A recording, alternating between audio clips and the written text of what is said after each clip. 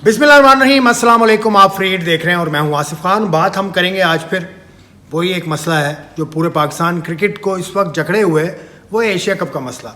Asia cup पर पाकिस्तान की जानिब से सिर्फ एक ही आवाज़ हमें सुनने को मिल रही है और बाकी एशिया कप में शरीक होने वाले ममालिक बिल्कुल चुप बैठे हुए हैं। श्रीलंका से कोई आवाज़ नहीं आ रही, बांग्लादेश से कोई कुछ नहीं बोल रहा, अफगानिस्तान से कोई कुछ नहीं बोल रहा, इंडिया से कोई कुछ नहीं बोल रहा।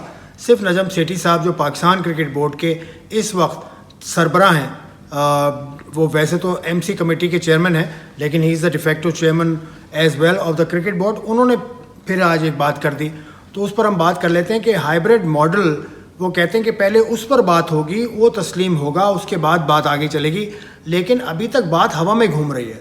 तो इसमें मुझे लगता है कि नजम सेठी साहब ने काफ़ी ऑप्शंस दे दिए हैं।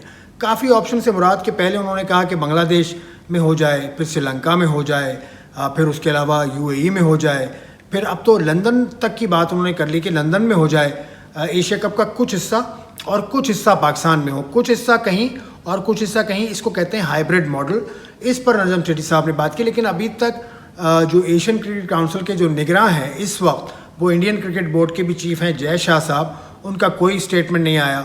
बांग्लादेश से कोई स्टेटमेंट नहीं, श्रीलंका से कोई स्टेटमेंट नहीं, तो सिर्फ नजम सेठी साहब की बात ही हो रही है। और पाकिस्तान में यही एक मौजू है क्रिकेट का आजकल, तो इस पर हम इसलिए बात करते हैं।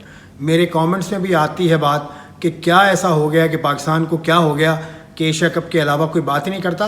पाकिस्तान ही नहीं कर रहा भाई, भारत में भी यही बात हो रही है, क्योंकि भारतीय बहुत कई टीवी चैनल्स को, कई वहाँ के एंकर्स से नजम सेठी साहब ने डायरेक्ट बात की है और उन्होंने अपना मौक़िफ़ रखा है। अब इंडिया की क्या परेशानी है कि इंडिया आना नहीं चाहता पाकिस्तान।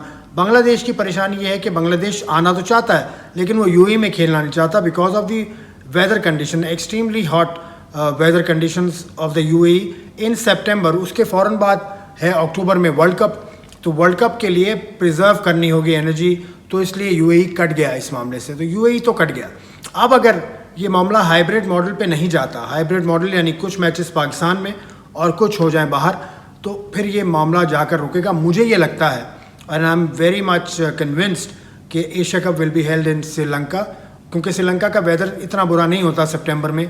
बारिशें होती हैं लेकिन उनके पास ऑप्शंस बहुत हैं। दम्बुला में स्टेडियम है, कैंडी में स्टेडियम है, गॉल में स्टेडियम है, कोलंबो में स्टेडियम है, हम्बनटूटा में उनके पास स्टेडियम है। तो they have the capacity, they are well equipped to host such an event.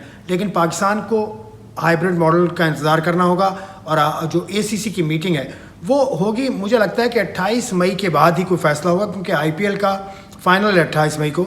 उसके बाद इंडियन क्रिकेट बोर्ड ज़रा फ्री होगा, तो इंडियन क्रिकेट बोर्ड क्योंकि सरबराह भी है एसीसी का और उनका क्लाउड भी है, तो उसके बाद ही फ़ैसला होगा। अब देखें, 1-2 रोज़ में जो खबर आती है मैं आपके सामने लेकर हाजिर हूँगा। आप फ्री हिट को सब्सक्राइब कर सकते हैं अगर आप चाहें। आप कमेंट से मुझे बता सकते हैं कि क्या आप टॉपिक्स सुनना चाहते हैं, मैं वो लेकर आपके सामने आऊँगा। मुझे इजाज़त दीजिए, खुदा हाफिज़।